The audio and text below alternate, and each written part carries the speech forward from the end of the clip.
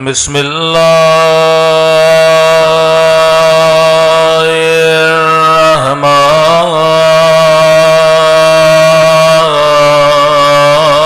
الرحمن الرحيم.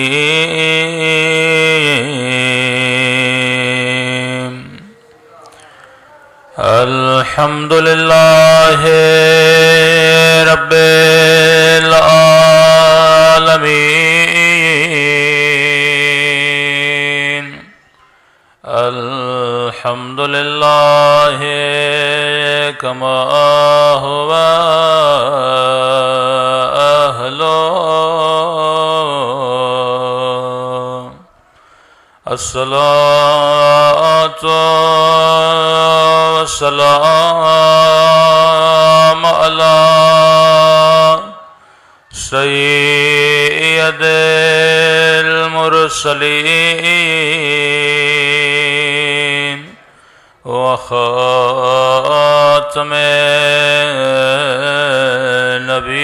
النبيين أبي القاسم محمد. اللهم صل على محمد وعلى آله الطيبين الطاهرين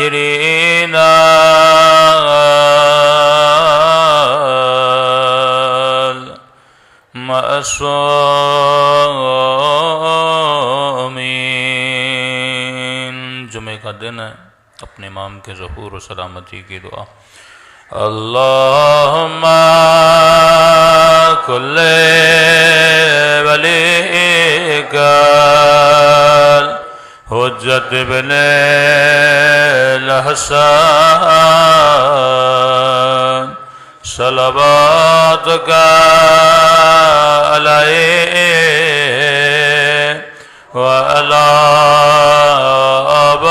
آبائه فی هذه الساعة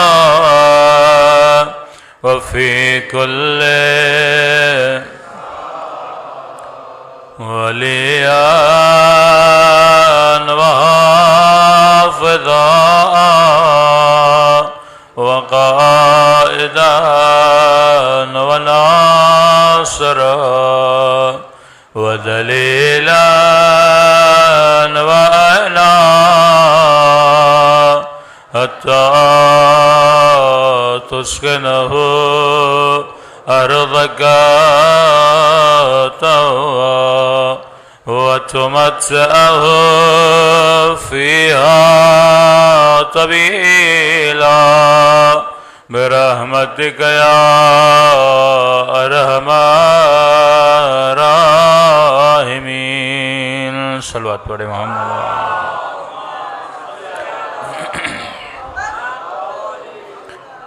بسم اللہ الرحمن الرحیم. رب اشرح لی صدری ویسر لی امری واحلل عقدۃ من لسانی یفقہوا قولی.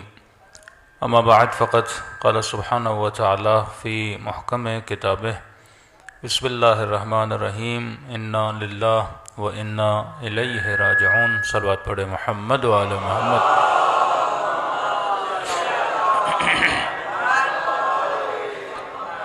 گزارش ہوگی یہ پنکھا بند کر دیں، بار دیگر صلوات پڑھے محمد وآل محمد.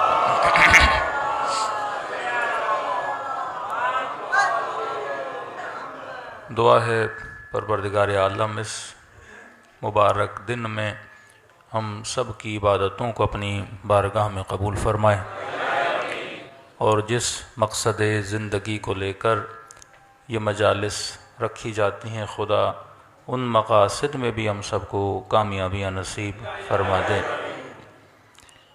مجلس کسی مرحوم کے ایصال ثواب کے لیے ہوتی ہے، لیکن اس مجلس سے دو طرفہ فائدہ ہوتا ہے. زندہ بھی فائدہ لیتے ہیں، مردہ بھی فائدہ لیتے ہیں.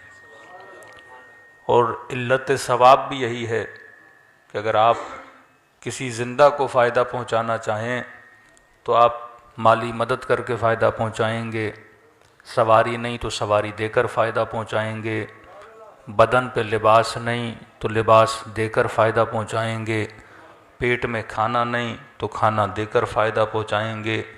لیکن انسان کو سوچنا چاہیے کہ مجلس ترحیم میں ہم اس مرحوم کو دیتے کیا ہیں؟ نہ یہاں سے کھانا جاتا ہے، نہ یہاں سے لباس جاتا ہے، نہ یہاں سے سواریاں جاتی ہیں، نہ یہاں سے مال و منال جاتا ہے۔ اگر آپ نے مثلاً پاکستان سے انگلینڈ پیسے بھیجنے ہوں تو کوئی بینکنگ سسٹم ہے جہاں سے پیسے ٹرانسفر ہوں گے، جناب وہاں پہ لیں گے۔ لیکن ایسا کوئی بینک بھی تو نہیں، ایسا کوئی سسٹم بھی تو نہیں کہ بندہ یہاں کھانا دے وہاں مرحوم کھانا ریسیو کرے، یہاں آپ سواری دیں وہاں پہ جناب کوئی سواری ریسیو کرے۔ تو مجلس حسین ایک واحد ایسا سسٹم ہے جہاں پہ آ کر اپنے مرحومین کو کچھ دیا جاتا ہے۔ لیکن سوال ہے کہ ہم مجلس میں کیا دیتے ہیں؟ یہاں پہ نیاز ہوئی تو نیاز آپ نے کھائی، یہاں پہ اگر کسی نے خیرات کی وہ خیرات بھی آپ کے جسموں تک پہنچی، لیکن اس مرحوم تک کیا پہنچا؟ تو مجلس حسین کو دیکھنا پڑے گا کہ اس مجلس میں ایسا کیا ہے، اس سے ایسا ہمیں کیا ملتا ہے جس سے مرحوم کو فائدہ ہوتا ہے۔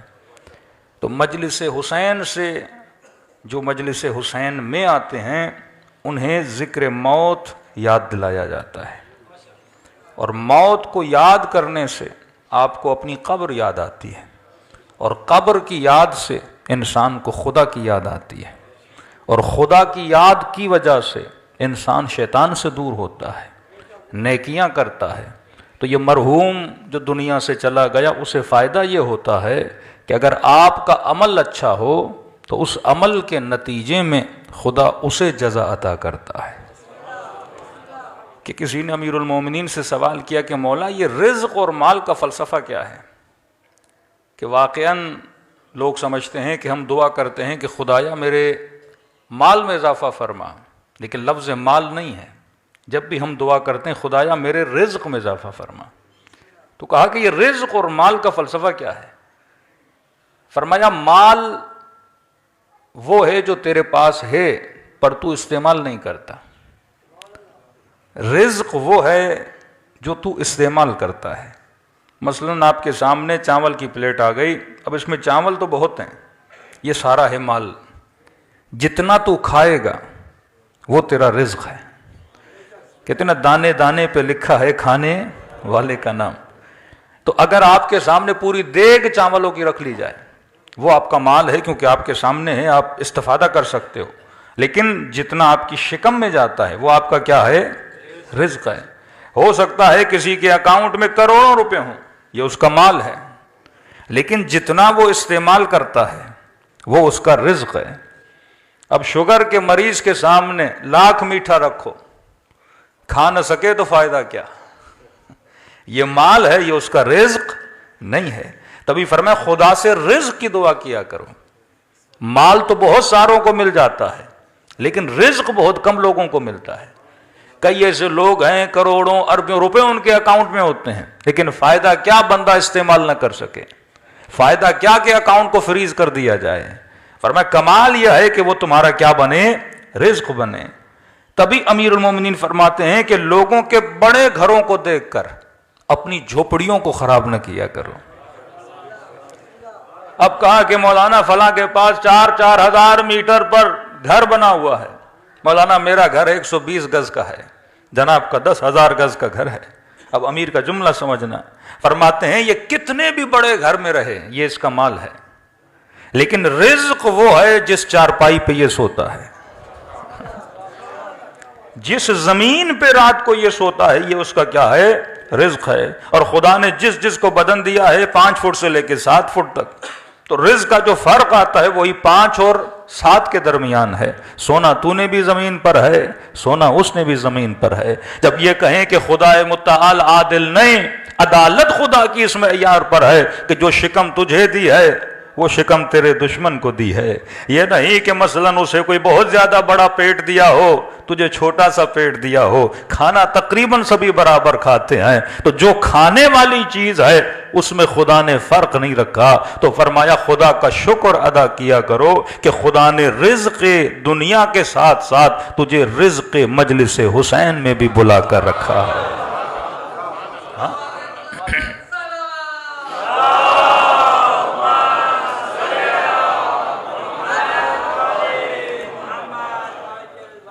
انسان کا عمل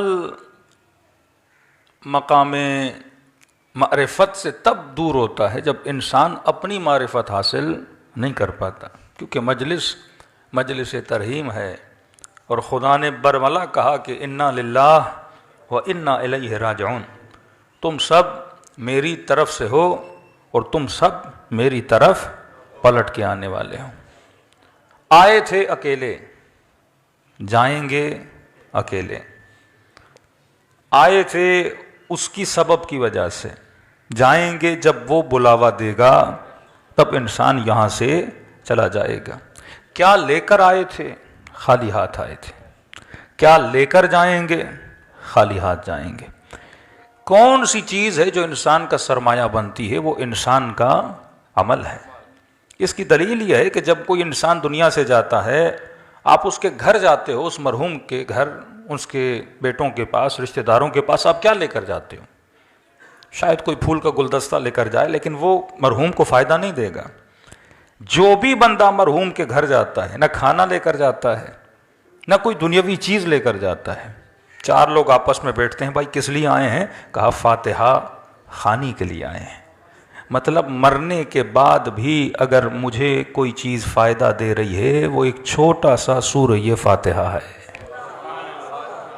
ایک سورہ فاتحہ. جس بھی مرحوم کے گھر جاتے ہیں کیا پڑھتے ہیں؟ سورہ فاتحہ. کیا کرواتے ہیں؟ قرآن خوانی. اب انسان یہ سوچے کہ پوری زندگی جس فاتحہ سے میں دور رہا, پوری زندگی جس قرآن سے یہ بندہ دور رہا, اور مرنے کے بعد بھی جو لوگ میرے گھر آ رہے ہیں وہ کیا پڑھ رہے ہیں؟ قرآن پڑھ رہے ہیں. تب امیر المومنین فرماتے ہیں کہ وہ شیعہ ہو ہی نہیں سکتا جو کم از کم دن میں 40 آیتیں قرآن کی نہ پڑھے. قرآن کی دوری خدا کی دوری ہے. قرآن سے غفلت خدا سے غفلت ہے. کہ بندہ خدا تو آنکھوں سے خدا کو دیکھ تو نہیں سکتا, ہاتھوں سے خدا کو لمس تو نہیں کر سکتا. کوئی ایسا وجود نہیں ہے کہ جیسے تو دیکھ کر یہ کہے کہ میں اللہ کو محسوس کر رہا ہوں. تو اگر خدا کو کہیں سے محسوس کیا جاتا ہے, وہ خدا کے کلام سے خدا کو محسوس کیا جاتا ہے. تبھی فرمائے اگر اللہ سے ہم کلام ہونا چاہتے ہو تو کلام خداوندی کو پڑھا کرو. لیکن سب سے بڑی مسٹیک جو انسان کرتا ہے وہ انسان کی معرفت کا نہ ہونا ہے. یہی جملہ کہ انا للہ و انا الیہ راجعون, تم سب اللہ کی طرف سے ہو اور تم سب اللہ کی طرف پلٹ کے جاؤ گے. دنیا کی معرفت تو ہمیں بہت ہے کہ کوئی پوچھے کہ کراچی کے علاقے کتنے ہیں, سڑکیں کون سی ہیں, کون سے علاقے ہیں جہاں غریب رہتے ہیں, کون سے علاقے جہاں امیر رہتے ہیں, ہم سب کو پتہ ہے. لیکن اس عالم میں جہاں ہم سب نے جانا ہے اس کی ہمیں کتنی معرفت ہے کہ عالم برزخ میں کیا ہونا ہے, محشر کے مقامات کون سے ہیں, مرنے کے بعد کی زندگی انسان کی کیسے گزرے گی, اصلاً مرنے کے بعد ہم اپنے والدین سے مل پائیں گے کہ نہیں.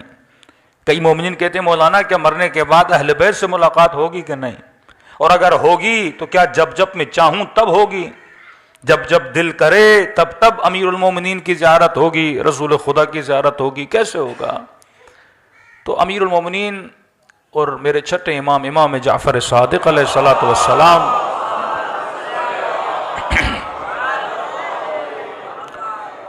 فرماتے ہیں دنیا کی زندگی اور آخرت کی زندگی میں ایک فرق ہے.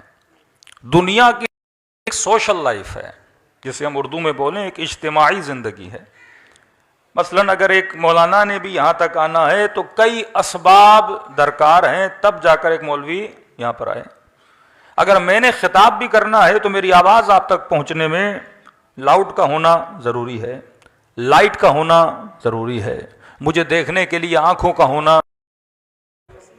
لمحہ جو تو نے گزارا ہے اگر وہ لمحہ ذکر خدا میں گزرا ہے وہاں پہ نعمت بن کر آئے گا، اگر غفلت میں گزرا ہے دعائے 15 امام زین العابدین فرماتے آئے خدا میں پناہ مانگتا ہوں ہر اس لذت سے جس لذت میں تیرا ذکر نہ ہو، کہ بندہ لذتیں حاصل کرتا جائے لیکن خدا کا ذکر نہ ہو. کھانا اللہ کی لذت ہے لیکن بسم اللہ پڑھ کے بندہ یہ لذت حاصل نہ کرے تو یہ لذت عبادت نہیں ہے، یہ لذت انسان کے لیے غفلت بن جاتی ہے. تو فرمایا وہاں پہ اگر کوئی چیز تمہارے کام آئے گی وہ کیا ہے؟ انسان کا اپنا عمل ہے. اب اسی لیے معصوم فرماتے ہیں ہر مرنے والا جب مرتا ہے، اب یہ نہیں کہ کوئی اسے دیکھتا نہیں ہے، جتنے بھی اس کے مرحومین ہیں اس کی روح کو آتا ہوا دیکھتے ہیں اور آپس میں بولتے ہیں ارے جائیں اس کو ریسیو کریں، ارے جائیں اس سے باتیں کریں. لیکن یہ مرحومین اس کو بولیں گے ابھی اس سے بات کرنے کی ضرورت نہیں ہے، کیونکہ یہ سکرات کے لمحوں سے گزر کے آیا ہے اور سکرات انسان کے وجود پہ ایسا شوق ڈال دیتا ہے کہ انسان بات کرنے کی صلاحیت نہیں رکھتا. کیسے چند لمحے چھوڑ دو، اسے چند گھڑیاں چھوڑ دو تاکہ اسے سمجھ آ جائے کہ میں دنیا سے نکل کر عالم آخرت میں آ گیا ہوں. پھر فرماتے ہیں کئی لمحوں کے گزرنے کے بعد جب یہ مرحوم تھوڑا ریلیکس ہو جاتا ہے اب اس سے ملنے آتے ہیں اور اس سے ایک سوال کرتے ہیں کہ تو جہاں سے آیا ہے وہاں پہ ہمارا فلاں رشتہ دار جو تھا اس کے حالات کیسے ہیں. اس سے پتا چلتا ہے کہ اوپر والوں کو نیچے والوں کے حالات کا پتا نہیں ہے اور نیچے والوں کو اوپر والوں کے حالات کا پتا نہیں ہے. لہٰذا یہ حالات کی معلومات کس سے لیتے ہیں؟ جو دنیا سے وہاں جا رہا ہے کہ یہ بتا جو وہاں پر ہے اس کے حالات کیسے ہیں. یہاں تک بھی ان کو علم نہیں ہے کہ زندہ ہے یا مر گیا ہے، مالی حالات کیسے ہیں، زندگی کیسے گزر رہی ہے. فرماتے اگر یہ بولے گا کہ وہ مر چکا ہے تو ان کے چہروں پہ مایوسی آ جاتی ہے. اس کا مطلب مر تو چکا ہے لیکن ہم اس سے ملے نہیں ہیں، اور اگر ہم نہیں ملے تو اس کا مطلب یہ ہے یہ وادی سلام کی طرف نہیں گیا ہے، وادی برہوت کی طرف گیا ہے. اور اگر یہ سنتے ہیں کہ وہ زندہ ہے تو ان کے چہروں پہ خوشی آ جاتی ہے. اس کا مطلب ابھی تک اس عالم میں آیا نہیں ہے اور وہ دعا کرتے ہیں کہ پروردگارا اگر مر جائے تو اسے وادی سلامتی میں لا کر کھڑا کر دینا. صلوات پڑھے محمد وعلی محمد پر.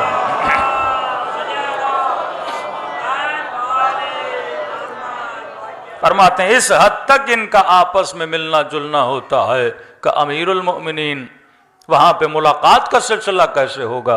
فرمایا انفرادی زندگی ہے، وہاں طبقات ہیں.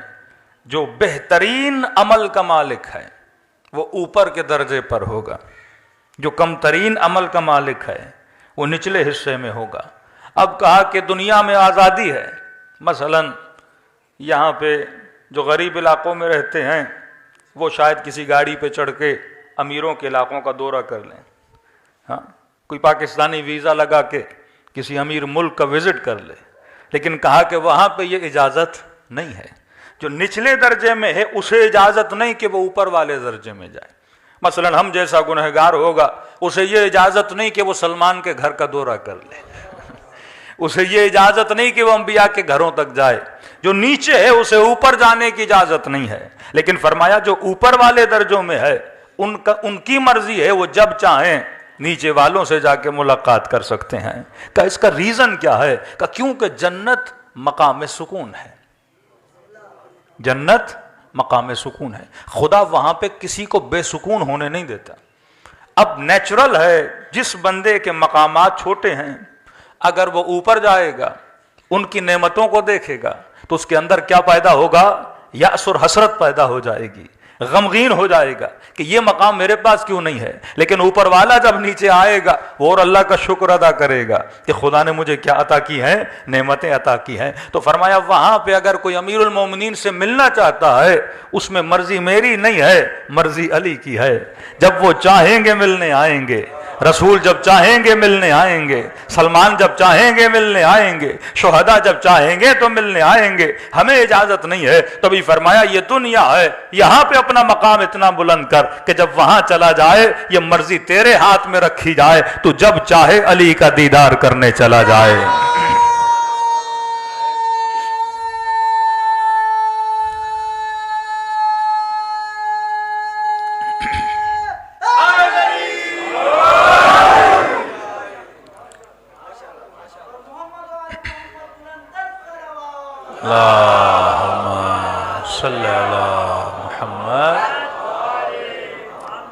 دوسرا سوال کیا کہ مولا کیا جس طرح یہاں پہ آپ لوگ آپس میں گیدر ہو گئے، جمع ہو گئے، کہ کوئی جمع ہی نہیں ہوتا کہ زندگی واقعاً تک و تنہا ہے؟ فرمان نہیں، ہفتے میں ایک دن اللہ نے رکھا ہے جس میں مومنین کو اللہ کیا کرتا ہے؟ جمع کرتا ہے۔ کہاں پہ جمع کرتا ہے؟ فرمایا وادی السلام میں جمع کرتا ہے۔ یہ لفظ آپ نے بہت سنا ہوگا، وادی السلام اور وادی برہوت۔ اب یہ وادی السلام ہے کہاں جہاں پہ مومنین کو جمع کیا جائے؟ امیر المومنین اپنے ایک صحابی کے ساتھ کوفے سے نکلے، فرماتے ہیں کوفے کے 2 فرسخ یعنی 5-6 کلومیٹر 7 کلومیٹر کوفے سے ذرا دور ہوئے، تو مولا کا صحابی کہتا ہے تا حد نگاہ قبریں تھیں، قبرستان، اور جیسے وقت غروب قریب آیا، سورج اترنے کے قریب آیا، تو امیر المومنین وہاں رک گئے، اور رکنے کے بعد علی نے کلام کرنا شروع کیا، باتیں کرنا شروع کی۔ اب کہتا ہے میری سمجھ میں نہیں آ رہے باتیں کس سے کر رہے ہیں، کیونکہ سامنے مجھے کوئی نظر نہیں آ رہا۔ اب میں نے کہا شاید مولا مردوں کو سلام کر رہے ہیں، السلام علیکم یا اہل لا الہ الا اللہ۔ یہ جملہ بڑا عجیب ہے کہ اے اہل لا الہ الا اللہ، ہم پر تمہارا سلام ہو۔ مطلب مرنے کے بعد ہر بندہ اہل لا الہ الا اللہ بن جائے گا، ہر بندہ معرفت خدا کو حاصل کر لے گا، ہر بندہ مقام پروردگار عالم کو جان جائے گا، کیونکہ موت معرفت کا ایک وہ پہلو ہے کہ جیسے بدن سے روح نکلتی ہے تو معرفت کا ایک ہلکی سی جھلک انسان میں آتی ہے، پروردگار عالم کی قرب خدا انسان کو ملتا ہے۔ تو کہتے ہیں امیر المومنین نے باتیں کرنا شروع کی، لیکن یہ کلام اتنا طولانی ہوا کہ گھنٹوں گزر گئے، کہتے ہیں میں تھک کے زمین پہ بیٹھ گیا، بالآخر میری ہمت جواب دے گئی، میں نے کہا امیر المومنین میں بیٹھ کے تھک گیا ہوں اور آپ ابھی تک کھڑے ہیں اور کلام کر رہے ہیں۔ امیر المومنین فرماتے ہیں اے میرے پیارے صحابی، اگر تمہاری آنکھوں سے اللہ پردے ہٹا دے تو حلقاً حلقہ تم یہاں پہ لوگوں کے گروہ دیکھو جو عالم برزخ سے وادی السلام میں آئے ہیں اپنے امیر المومنین سے ہم کلام ہونے کے لیے۔ ہر شب جمعہ ارواح کہاں آتی ہیں؟ وادی السلام میں آتی ہیں۔ اب وادی السلام یہ فزیکل وادی السلام نہیں ہے، لیکن ایک ایسی جگہ جہاں انبیاء کی ارواح، جہاں امیر المومنین کی روح موجود ہے، اور وہاں پہ کیا آ کر لے دنیا مقام عمل ہے۔ اب کئی لوگ کہتے ہیں مولانا کیا مرنے کے بعد عمل ختم ہے؟ ہاں، مرنے کے بعد کوئی عمل نہیں ہے کہ بندہ یہ کہے کہ مرنے کے بعد 2 رکعت نماز پڑھ کے اپنا عمل بڑھاؤں گا، 4 روزے رکھ کے اپنا عمل بڑھاؤں گا، 2 حج کر کے اپنا عمل بڑھاؤں گا، خیرات کر کے اپنا عمل بڑھاؤں گا۔ مرنے کے بعد کوئی عمل نہیں ہے۔ فرمایا مرنے کے بعد عمل نہیں ہے، لیکن علم حاصل کرنے کی اجازت خدا ضرور دیتا ہے، یعنی مرنے کے بعد عمل میں اضافہ نہیں ہوتا، لیکن مرنے کے بعد انسان کے علم میں اضافہ ہوتا ہے۔ اور جب ان ارواح کو وادی السلام میں لایا جاتا ہے اور اہل بیت کی محفل میں آتے ہیں تو ان کے وجود کے علم میں کیا ہوتا ہے؟ اضافہ ہوتا رہتا ہے۔ تبھی ایک شہید کی ماں، ایک ایرانی شہید تھا، کہتے ہیں ڈیلی جاتی تھی شب جمعہ رات کو اپنے بیٹے کی قبر پہ بیٹھتی تھی، اور یہاں تک کہ صبح ہو جاتی تھی، زیارت عاشورہ پڑھا، قرآن پڑھا، مختلف اعمال انجام دیتی رہتی تھی، اور کئی دنوں کے بعد اس نے اپنے بیٹے کو خواب میں دیکھا۔ اب خواب کے عالم میں کیا دیکھتی ہے کہ بیٹا ماں سے ملنے کے لیے آیا ہے، یہ بھی اپنے بیٹے سے ملتی ہے، لیکن کہتی ہے میں دیکھتی ہوں کئی مومنین ہیں جنہوں نے سامان سفر باندھا ہے اور وہ کہیں جانے کی تیاری کر رہے ہیں۔ میں نے بیٹے سے کہا کہ میرے لال یہ کہاں جا رہے ہیں؟ کہ اماں یہ وادی السلام جا رہے ہیں، امیر المومنین سے ملاقات کے لیے جا رہے ہیں۔ تو میں نے کہا بیٹا تو نہیں جائے گا؟ کہ اماں علی نے کہا ہے کہ جب تک ماں ہو تو ماں کے حضور میں بیٹھے رہنا، اور ماں چلی جائے تو پھر وادی السلام میں آنا۔ کہ اماں اسی لیے جب آپ آتی ہیں میں علی کی زیارت سے محروم ہو جاتا ہوں، تبھی شاید یہ مکروہ ہے کہ راتوں کو قبرستان نہ جایا کرو، دنوں کو قبرستان جایا کرو، کیونکہ راتوں کو مومنین کی ارواح کو وادی السلام میں بھیج دیا جاتا ہے۔ تبھی میرے چھٹے امام سے کسی نے کہا کہ مولا میرا بھائی بغداد میں ہے اور مجھے خوف ہے کہیں وہ مر جائے گا، اسے وہیں دفن کر دیا جائے گا، کیونکہ ہر مومن کی خواہش ہے میرے جسم کو وادی السلام میں دفن کیا جائے۔ تو میرے چھٹے امام فرماتے ہیں کہ مومن دنیا کے کسی بھی کونے میں مر جائے، جسم اس کا کہیں بھی دفن ہو، خدا حکم دیتا ہے کہ مومنوں کے جسموں کو وادی السلام میں لا کے دفن کر دیا جائے۔ صلوات پڑھے محمد وعلی محمد۔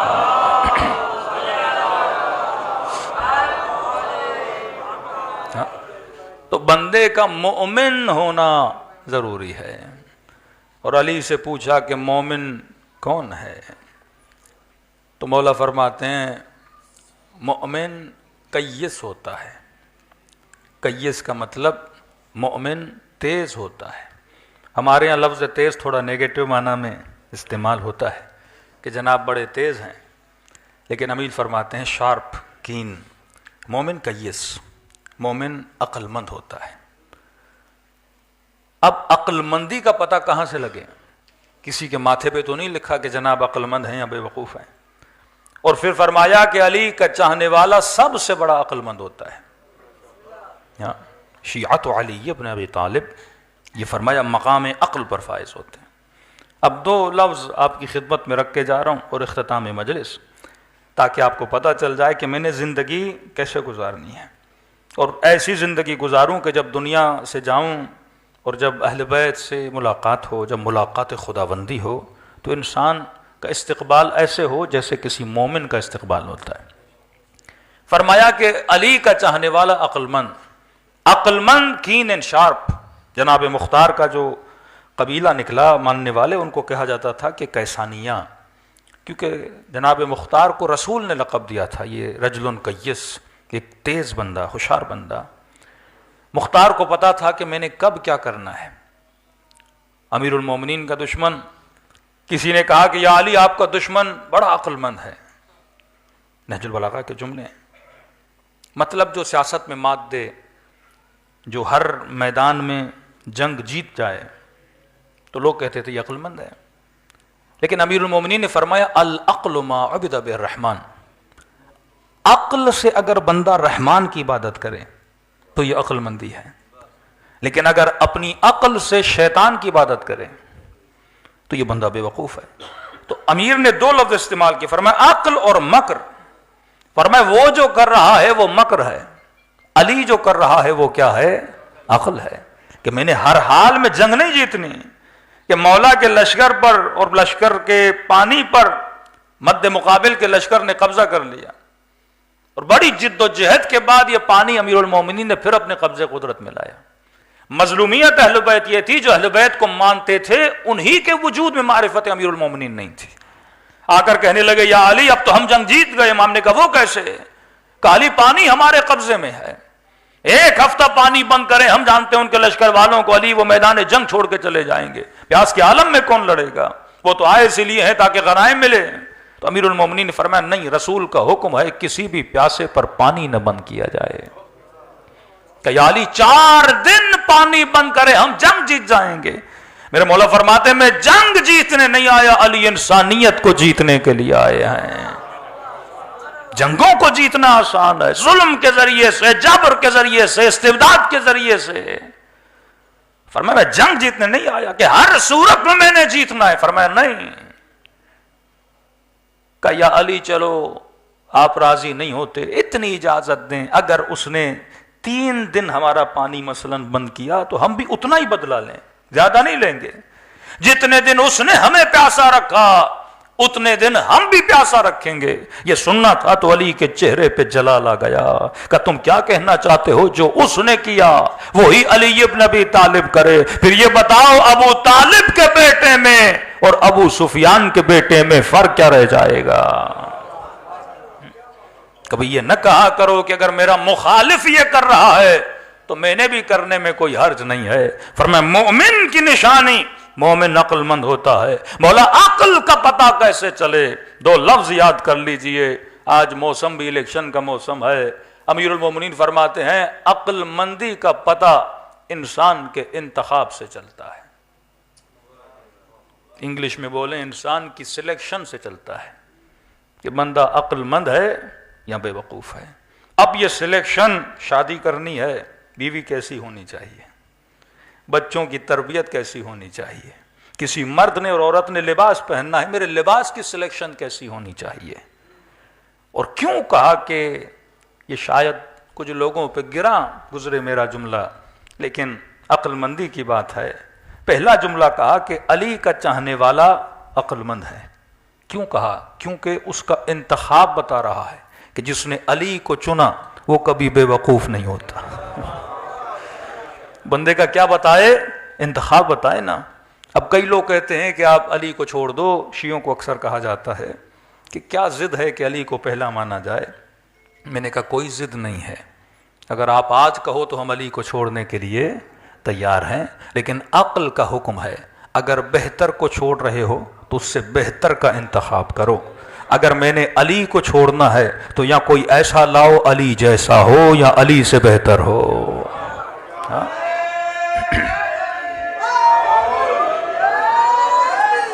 شجاعت میں علی سے بہتر، حسب میں علی سے بہتر، نسب میں علی سے بہتر، ولادت ہو تو اللہ کے گھر میں، شہادت ہو تو اللہ کے گھر میں۔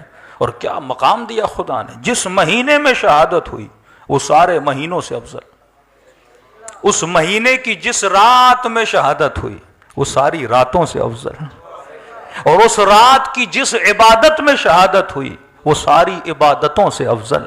نماز تمام عبادتوں سے افضل ہے، اور اس نماز کی بھی جس نماز میں شہادت ہوئی، صبح کی نماز، وہ پانچوں نمازوں میں افضل، اور اس نماز کے بھی جس رکن میں شہادت ملی، سجدہ، وہ سارے ارکان سے افضل۔ اگر فضیلت ہے، میں بارہا جوانوں کو کہتا ہوں یہ زمانہ وہ نہیں، یہ آج کل ٹی وی پہ بڑے مناظرے چل رہے ہیں اور کبھی کبھی مجھے ہنسی بھی آتی ہے، کیونکہ 98% آف شیعہ اینڈ سنی کسی کے گھر میں بھی اپنے مکتب کی کتابیں نہیں ہیں۔ آپ روڈ پہ چلتے پھرتے کسی برادر اہل سنت سے پوچھیں گھر میں بخاری ہے، کہے گا نہیں۔ کسی شیعہ سے پوچھیں گھر میں بہار ہے، کتب اربع ہیں۔ اب ایک کتاب سب کے گھر میں ہے، وہ قرآن ہے، وہ بھی اتنی محترم ہے ہم نے کپڑوں میں لپیٹ کے بند کر کے رکھ دی ہے کہ یہ میں نے تو پڑھنی نہیں ہے، مرنے کے بعد شاید کوئی آ کے پڑھ لے۔ ہاں، کسی کے گھر میں اپنے مکتب کی کتابیں نہیں ہیں، اور جب مناظرے ہوتے ہیں تو کیا دکھایا جاتا ہے؟ کتابیں۔ وہ بخاری دکھائے گا، وہ مسلم دکھائے گا، یہ بہار دکھائے گا، یہ کتب اربع دکھائے گا۔ اب وہ مفتی اور مولوی جو کتاب دکھا رہا ہے، آپ ویریفیکیشن کہاں سے کرو گے؟ تو آپ کا ایک ہی سورس ہے مولوی، جھوٹ بولے تو آپ نے مان لیا، سچ بولے تو مان لیا، کسی کو کافر کہا تو مان لیا، کسی کو مومن کہا تو مان لیا۔ تو سب سے خطرناک سورس بنا مولوی، کیونکہ کتابیں تو آپ نے پڑھنی ہے نہیں، مولوی کو پتا ان کے گھر میں کتابیں ہیں ہی نہیں۔ بڑا نادر اور شادر ہوتا ہے کہ میں مجلس پڑھوں اور مجلس کے بعد آ کر کوئی پوچھے مولانا کہاں سے پڑھا، بالکل نہیں ہوتا۔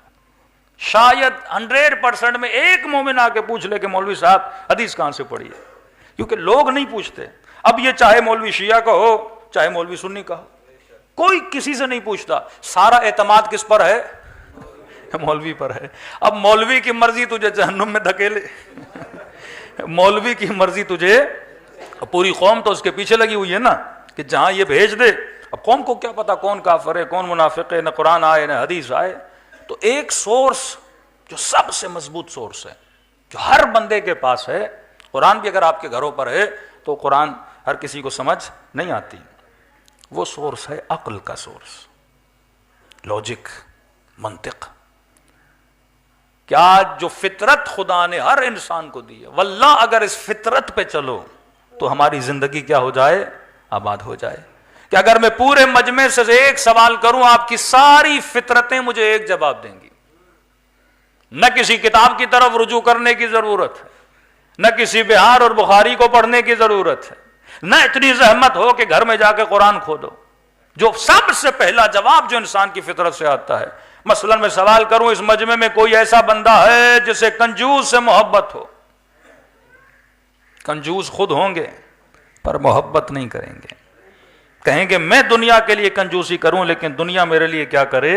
سخاوت کرے۔ یہ آپ کو کس نے بتایا کہ سخی اچھا ہوتا ہے؟ اس مجمع میں کوئی ایسا بندہ ہے جسے ظالم سے محبت ہو؟ ظلم سے ہر بندہ نفرت کرے گا۔ فلسطین میں ظلم ہوا، تاریخ کا سب سے بڑا جلوس انگلینڈ میں نکلا، کیا وہ مسلمان تھے؟ انگریز تھے، لیکن فطرت کبھی ظلم کو کیا نہیں کرتی؟ پسند نہیں کرتی۔ اس مجمع میں کوئی ایسا بندہ ہے جسے بزدل سے پیار ہو؟ ہر بندہ بہادر کا عاشق ہوتا ہے۔ یہاں آپ بہادر بنیں گے لوگ آپ کو ووٹ دینا شروع کر دیں گے، یہاں آپ سخی بنیں گے لوگ آپ سے محبت کرنا شروع کر دیں گے۔ بہادری ہر کسی کو اچھی لگتی ہے۔ تب کسی نے کہا کہ علی آپ کو اچھا کیوں لگتا ہے؟ میں نے کہا قصور ہمارا نہیں، فطرت کا قصور ہے۔ فطرت بہادر سے محبت کرتی ہے، بھاگنے والوں سے محبت نہیں کرتی۔ فطرت شجاعوں سے محبت کرتی ہے. ایک فوجی تھے پنڈی میں، انہوں نے سوال کیا، اہل سنت سے تھے، کہ آپ شیعہ حضرت علی سے اتنا محبت کیوں کرتے ہیں؟ ہر مجلس میں علی کے قصے، علی کی بہادری. میں نے کہا فوجی ہو، میں فوجیوں والی مثال دوں گا. عقل اللہ نے آپ کو بھی دی ہے، مجھے بھی دی ہے. میں نے کہا بارڈر پہ 5-6 فوجی ہوں، دشمن حملہ کرے، 3-4 بھاگ جائیں، ایک وہاں ڈٹا رہے، لڑتا رہے، اس سے محبت کرو گے یا نہیں؟ کہ یہ کیسی باتیں، دنیا کی کوئی بھی فوج ہو وہ ڈٹ کے لڑنے والے سے کیا کرتی ہے؟ محبت کرتی ہے. نشان حیدر بھی دیتی ہے. میں نے کہا جواب خود بھی دے رہے ہو، پھر بھی پوچھ رہے ہو کہ ہم علی سے محبت کیوں کرتے ہیں؟ فطرت کا مسئلہ ہے. نہ ہماری کوئی رشتہ داری امیر المومنین سے، کہاں عجم اور کہاں عرب، لیکن اتنا عشق کہ میں سر کٹانے کے لیے تیار ہے، اتنا عشق کہ چھوڑنے کے لیے تیار نہیں. کیونکہ عقل جب حق کو پہچان لیتی ہے تو چھوڑتی نہیں. تو خلاصہ ایک جملہ اور ربط مصیبت، میرے عزیز امیر المومنین فرماتے ہیں اگر تمہارا انتخاب اچھا ہے، انتخاب عقل کی بنیاد پہ ہونا چاہیے، شہوت کی بنیاد پہ نہیں، لالچ کی بنیاد پہ نہیں، شہرت کی بنیاد پہ نہیں، طاقت کی بنیاد پہ نہیں. جنہوں نے حسین ابن علی کو اس لیے چنا تھا کہ حسین کو حکومت ملے گی، آدھے راستے میں چھوڑ کے چلے گئے. جنہوں نے علی کو اس لیے چنا تھا کہ علی حاکم بنیں گے، لہٰذا علی ہمیں 4 گورنریاں دے دیں گے، اور جب مولا نے نہیں دی تو جنگ جمل کو کھڑا کر دیا. جنہوں نے اہل بیت کو اس لیے چنا کہ شاید علی سے مال و منال ملے گا، لالچ کی بنیاد پہ انتخاب کیا. فرمایا جو شادیاں حسن کی بنیاد پہ ہوتی ہیں، یہاں حسن گیا یہاں محبت چلی گئی. جو دوستیاں مال کی بنیاد پہ ہوتی ہیں، یہاں مال گیا تو محبت چلی گئی. جو دوستیاں اقتدار کی بنیاد پہ ہوتی ہیں، جہاں اقتدار گیا وہاں آپ کو پتا ہے کہ سیاسی منظرنامے میں کیا ہوتا ہے. فرمایا انتخاب ہونا چاہیے کس بنیاد پر؟ عقل کی بنیاد پر. اگر عقل کی بنیاد پہ شادی کرو، عقل کی بنیاد پہ نوکری کرو، عقل کی بنیاد پر اپنے امام کا انتخاب کرو، عقل کی بنیاد پر دوستوں کا انتخاب کرو، تو زندگی سکون سے گزرے گی اور میں سمے تمار جیسی زندگی گزرے گی. امام نے چراغ کو بجھا دیا اور فرمایا جسے جانا ہے چلا جائے. اور جب چراغ جلا تو دوست بیٹھے ہوئے تھے، رفیق بیٹھے ہوئے تھے. امام نے کہا میں نے بیعت اٹھا لی، اگر چلے بھی جاؤ تو قیامت کے دن نانا سے شکایت نہیں کروں گا. لیکن کہنے لگے حسین ابن علی اگر 70 مرتبہ جسموں کو تلواروں سے کاٹا جائے، کاٹنے کے بعد جلایا جائے، جلانے کے بعد راکھ بنا کے اڑا دیا جائے، حسین پھر بھی تیرا ساتھ چھوڑنے کے لیے تیار نہیں ہے. امیر المومنین بستر مرگ پر ہیں، شہادت قریب ہے. مولا کا ایک صحابی قصیدے پڑھنے لگا مولا کی شان میں. امام نے کہا حسن اسے بلاؤ. جب جناب حسن نے بلایا، امام نے کہا کہ آج تو قصیدے پڑھ رہا، علی تیرے سامنے ہے، لیکن یہ بتاؤ کل جب علی نہیں رہیں گے کیا اسی طرح علی کا ساتھ دو گے؟ کہ مولا واللہ لو قطعت عربا عربا، خدا کی قسم اگر تلوار سے ٹکڑے ٹکڑے بھی ہو جائیں علی تیرا ساتھ نہیں چھوڑوں گا. حکومت امیر شام آئی، اسے پکڑا گیا اور کہا کہ کر علی کی شان میں گستاخی. کہا کہ مر جاؤں گا نہیں کروں گا. کہ بیٹوں کو مار دیں گے کہ مار دو. کہ زندہ جلا دیں گے کہ جلا دو. کہ اتنا اعتماد تیرے وجود میں کیوں ہے؟ کہ یہ خبر علی نے پہلے سے دی تھی اور میں نے اسی وقت وعدہ کیا تھا. دنیا کی زندگی اور تکلیف لمحوں کی تکلیف ہے، لہذا حکم دیا گیا کہ اسے قتل کر دیا جائے. جب تلوار لے آنے والا اس کا سر قلم کرنے لگا تو اس نے کہا کہ اگر زحمت نہ ہو مجھ سے پہلے میرے بیٹوں کو قتل کرو. کہا کہ تو کیسا باپ ہے جو بیٹے کو مرتا ہوا دیکھنا چاہتا ہے؟ کہنے لگا کہ مسئلہ بیٹوں کی محبت کا نہیں، مسئلہ حق کی محبت کا ہے، مسئلہ علی کی محبت کا ہے. مجھے خوف ہے کہیں مجھے مرتا ہوا دیکھیں اور علی کے دامن کو چھوڑ نہ دیں.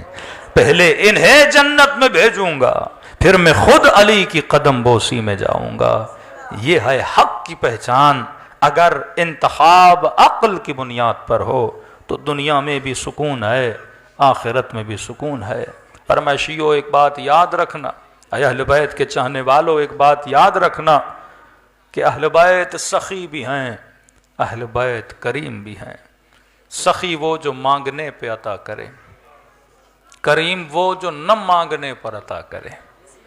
یہ کرم خدا ہے کہ آج مجلس حسین میں موجود ہو۔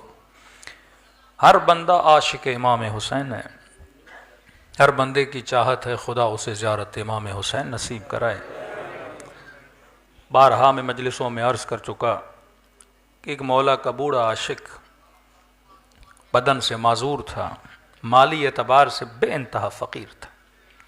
اس نے کیا دیکھا کہ لوگ کربلا کی طرف جا رہے ہیں، 40 کے دن تھے، تو جیسے اس نے بسوں کو کربلا کی طرف جاتا ہوا دیکھا تو اس کی آنکھوں میں آنسو آ گئے۔ گھر گیا اور مصلی پہ 2 رکعت نماز زیارت امام حسین پڑھی اور شکایت کی اپنے امام حسین سے کہ مولا کیا تیری زیارت صرف امیروں کے لیے ہے؟ مولا کیا معذوروں کو کربلا نہیں بلاؤ گے؟ کیا غریبوں کو کربلا نہیں بلاؤ گے؟ عاشق جب دیکھے نا کوئی میرے معشوق سے ملنا جا رہا ہے تو تڑپ اٹھتا ہے، کہتا ہے رو رو کے اسے سجدے میں نیند آ گئی، خواب کے عالم میں امام حسین کی زیارت نصیب ہوئی۔ امام نے فرمایا آئے بوڑھے عاشق، وہ کربلا جائیں گے اور حسین کی زری کو دیکھیں گے، میں نے خواب میں آ کے اپنے چہرے کی زیارت تجھے کرائی ہے۔ کہ وہ ابھی کربلا پہنچے نہیں ہیں، حسین خود چل کے تیرے خواب میں آئے ہیں۔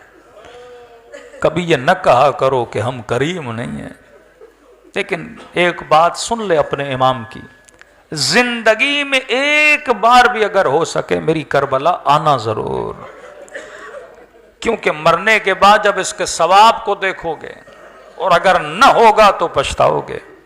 آغا گلپائے سے کسی نے بیٹے نے خواب میں دیکھا کہ بابا اگر دنیا میں ایک دن ملے کون سا کام کرو گے؟ نماز، روزہ، حج و زکوٰۃ۔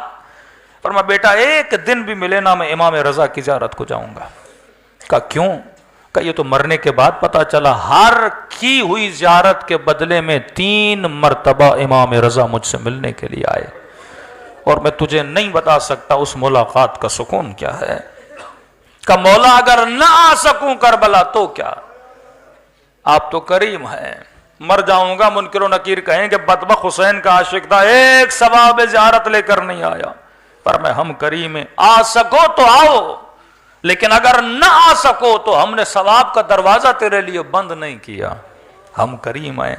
مولا کیسے حاصل کروں یہ ثواب زیارت؟ فرمایا خلوص دل سے مجھ حسین کو ایک سلام کیا کرو، خدا اس سلام کے بدلے میں تجھے ثواب زیارت حسین عطا کرے گا۔ کہ مولا بس ایک سلام سے ثواب مل جائے گا؟ فرمایا جب سلام کرو ایک نشانی اگر تیرے اندر آ جائے تو سمجھنا ثواب زیارت حسین مل گیا۔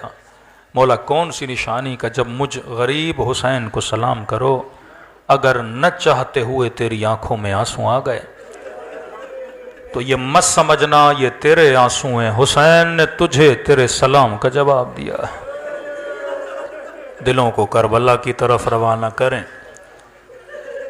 سب مل کے اپنے آقا کو سلام کریں۔ السلام علی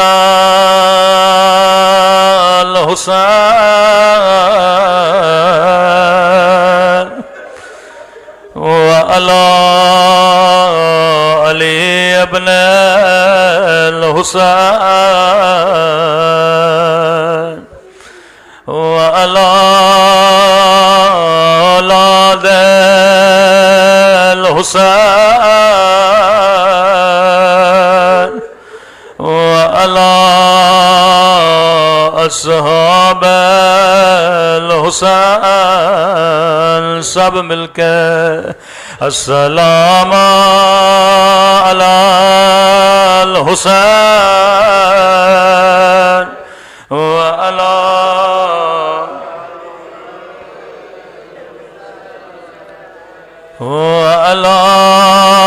اولاد الحسین وعلی اصحاب، میرا سلام ہو زینب کی لٹی ہوئی جان در پہ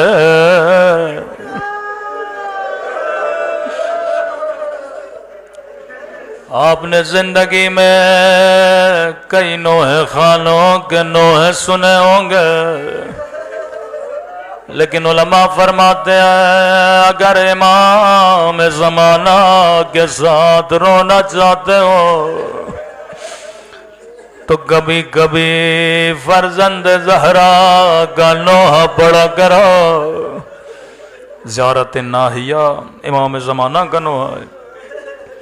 اب جو جملے پڑھوں گا یہ کسی ذاکر کے جملے نہیں، یہ فرزند زہرا کے جملے میں سنیں گے اپنے جد کی مظلومیت پہ کیسے سلام کرتے ہیں، کسی مظلوم یا مظلومہ کا نام نہیں لیتے، مصیبت کا ذکر کرتے ہیں۔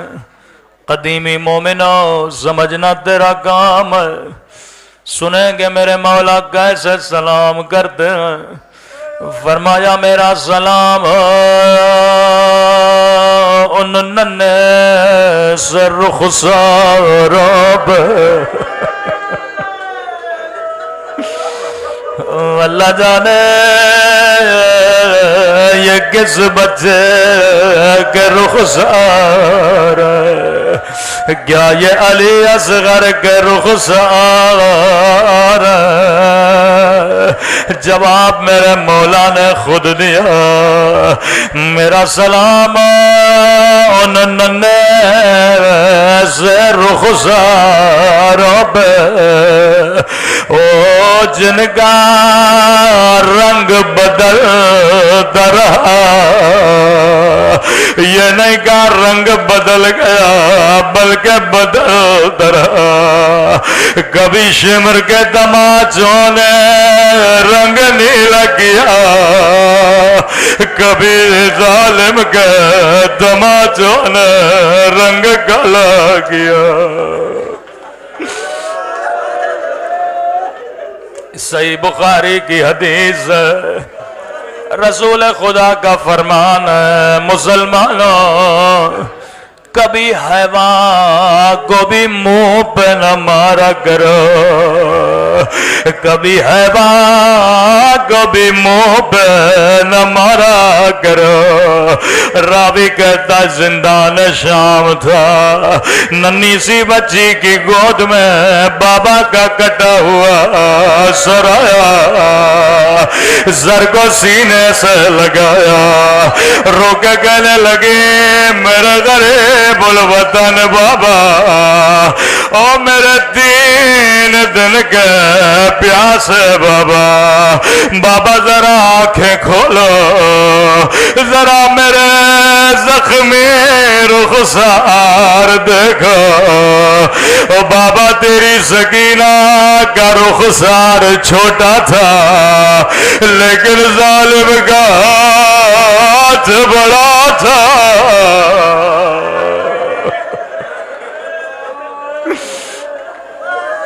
میں قربان امام زمانہ آپ کے مظلومیت میں،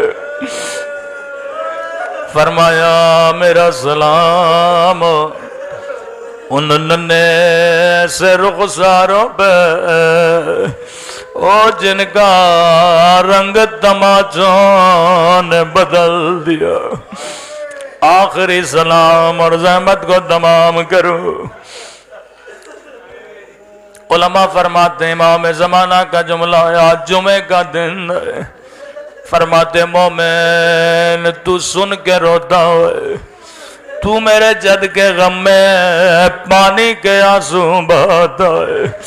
فرماتے ہر روز نماز عصر کے بعد خدا مجھے میرے دادا حسین کا خون بھرا گردہ دکھاتا ہے۔ اگلا سلام سب سے بڑا درد بھرا سلام ہے، فرمایا میرا سلام ان زخمی رخساروں پہ جن کا رنگ بدلتا رہا، اس سے بھی بڑا سخت سلام میرے مولا نے دیا۔ فرمایا میرا سلام ان زخمی ہونٹوں پہ، ان پھٹے ہوئے ہونٹوں پہ، اللہ جانے یہ کس کے ہونٹ ہیں؟ کیا علی اکبر کے ہونٹ ہیں یا سکینہ کے ہونٹ ہیں؟ جواب میرے مولا نے خود دے دیا۔ میرا سلام ان زخمی ہونٹوں پہ، او جن پہ ظالم چھڑی مار رہا تھا۔